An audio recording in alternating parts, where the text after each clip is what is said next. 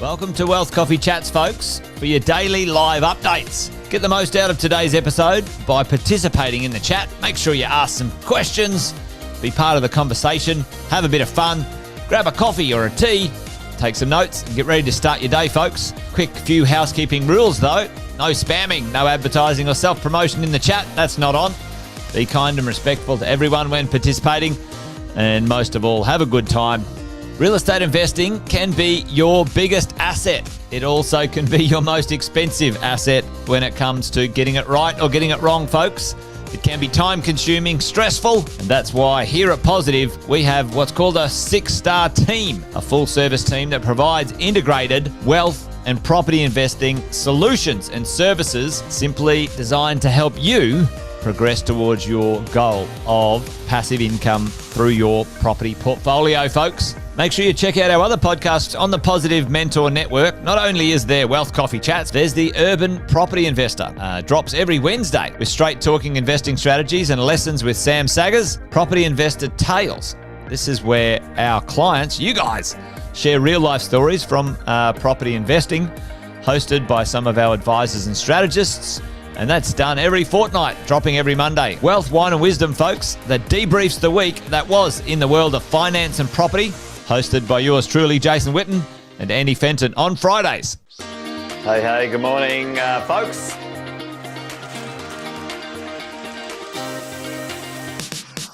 Good morning, everybody. Welcome to another Wealth Coffee Chat. Hope you're well, folks, wherever you are. There it is, team. Morning. Morning, wherever you're tuning in from today. Early bird gets the worm, they say. Here at Positive, we offer a 6-star team. It's a team that help you at every stage of your wealth creation journey.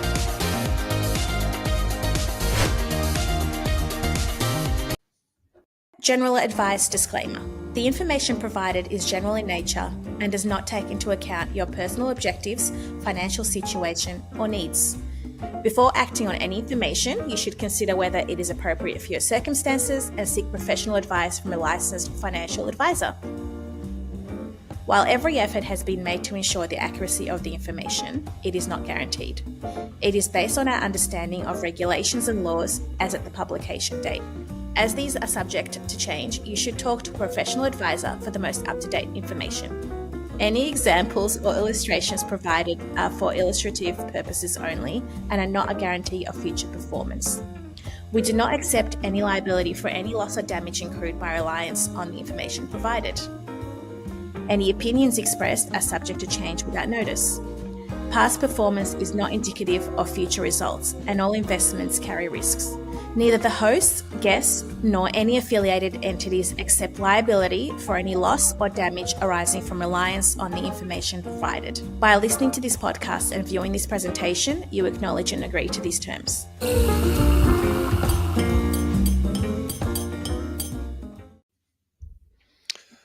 Hey, good morning, everyone. Alex here from the financial planning team. Welcome to the first episode of 2026 financial year. It feels kind of strange given that we're already third day in, and I know the other guys have already provided a lot of cool and informative details about the changes. So I'm not going to dwell on it today, but it will definitely come back into our conversation over the next couple of weeks and months. So the theme for today is really to get ready for 2026, right? So 2026 financial year and not the actual calendar year. So when it comes to finances, we are speaking in financial years. So good morning, everyone who's jumping on. Good morning, Kevin. Good to see you from all the way on the other side. Good morning, Jeff. Good morning, Sonia. Good to see you all. Thank you for jumping on. So let's chat about what we are going to do and how we're going to be preparing for 2026. So last episode, I sort of mentioned things like, it's the last sort of couple of days to get things done. So, in terms of tax, in terms of everything around the tax related activities. But now, guys, you've got literally 362 days to get your stuff sorted. All right. Oh, look, we've got a few more people jumping on. Good morning, Chris. Yes, I've got my coffee here. Good morning, Trina. Nice to see you. And good morning, Pat. Good to see you all. Thanks for jumping on. So 2026, right? It's going to be an interesting year. So just to give you a couple of interesting stats, right? 2025, we finished the year relatively strong, right? Aussie and international markets sort of low single digits, around sort of 12% for the Aussie market and about 15% for the international market, right? So what does that mean for you, right? So it's part of your planning now. So over the next couple of weeks, right? So I know you have to go and do your tax returns. Again, don't rush. There's been a lot of media attention around that. Don't lodge your tax return in the first couple of weeks, but Dan will tell you more about that. But ultimately, settle down, have some coffee, and drop down a couple of goals that you want to achieve in this next 12 months, right? So, the way you would set that out is have something that you think is relatively achievable. You might be already partway there, but you just haven't fully hit it. And then set some ambitious goals as well, and sort of work backwards as to your plan, how you want to get there, and what steps are required for you to actually execute and make that happen, right? And then next time this year, you can potentially celebrate the achievements that you have achieved. So I think right now, actually, this next sort of month is super crucial in terms of not just planning, but also getting together with your 6-star team, right? So who do we got on the 6-star team, right? You've got us, right? So you got us. You got your accountants. So you got your property managers. You got your real estate guys. You got your mortgage brokers. You got your coaches, right? So and just have a conversation about, hey, look, this is what my plan is for the next 12 months. What should I be doing in order, to help me achieve those goals? What can you contribute in that sort of conversation for me to hit those goals? So,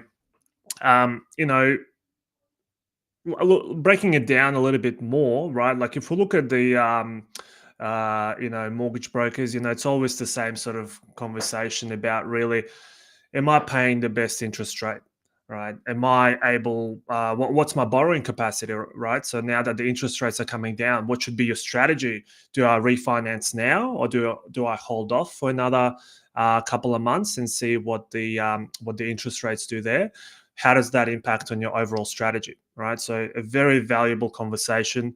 A lot of people are investing in property on this channel. So, probably your sort of second best friend, right? So, so again, real estate, right? Like property, whether that's residential or commercial, right? So again, you need to find a professional specialist in that area who can help you find the property type to suit your budget, to suit your strategy. So again, it's never too late to start that conversation, because you've got to remember that there's multiple steps required in order for you to actually execute on the plan. It's not like, okay, here's my idea, I'm going to do it now. Well, if you can do it now, then it's not really an ambitious goal, because you want to be able to work towards it and then reap the rewards at the end of it. Simple things like valuations, depreciation schedules, acquisition strategy around these assets, right? So let's think about what are our strategic plans for the next 12 months, how we're going to execute them. You might already have existing property, right? So property management, perfect time to review, the rent yields, the style of or the performance of your property manager, right? So all of these things are super important to go back and review. And again, always set a benchmark, right? Look back 12 months and see what, how it performed. What were the great things? What were not so great things? What can you improve on? Sometimes you might have outgrown your personal position from a couple of years ago, so you might need to upgrade, right? So, and that's not just from an asset perspective. That could be from a professional perspective. It could be from, a friends group perspective as well. So be careful on the last one. What else we got? Tax, right? Tax and accounting. So obviously these guys will be, probably your next person that you call because, they're going to do your tax returns. So you're going to be having a really in-depth conversation about what you can and can't actually put down as a deduction potentially on your tax return. So, but again, I wouldn't rush and try to get the accountant to have this conversation with you right now, because they're most likely going to be overwhelmed with all the tax returns that they have to do.